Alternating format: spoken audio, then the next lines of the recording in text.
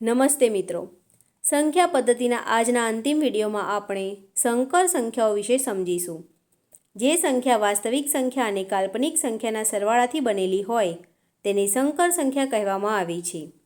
તેને સામાન્ય રીતે z બરાબર a વત્તા bi સ્વરૂપે દર્શાવવામાં આવે છે, જેમાં a વાસ્તવિક ભાગ છે, b કાલ્પનિક ભાગ છે અને i એ આયોટા છે, જેની કિંમત વર્ગમૂળમાં -1 લેવામાં આવે છે. આ સંખ્યાના મુખ્ય ગુણધર્મો જોઈએ તો, જો કાલ્પનિક ભાગ શૂન્ય હોય તો તે શુદ્ધ વાસ્તવિક અને જો વાસ્તવિક ભાગ શૂન્ય હોય તો તે શુદ્ધ કાલ્પનિક સંખ્યા બની જાય છે. તેને આલેખ પર દર્શાવવા માટે આર્ગંડ આકૃતિનો ઉપયોગ થાય છે, જ્યાં x અક્ષ વાસ્તવિક અને y અક્ષ કાલ્પનિક ભાગ દર્શાવે છે. મિત્રો, આ સાથે જ આપણો CC સ્પેશિયલ સંખ્યા પદ્ધતિનો અભ્યાસક્રમ અહીં પૂર્ણ થાય છે. આશા છે કે આ આખી સિરીઝ તમારી તૈયારીમાં ખૂબ જ ઉપયોગી સાબિત થઈ હશે. હવે પછી આપણે CCના સિલેબસ મુજબ ગણિતના એક નવા પ્રકરણ સાથે મળીશું.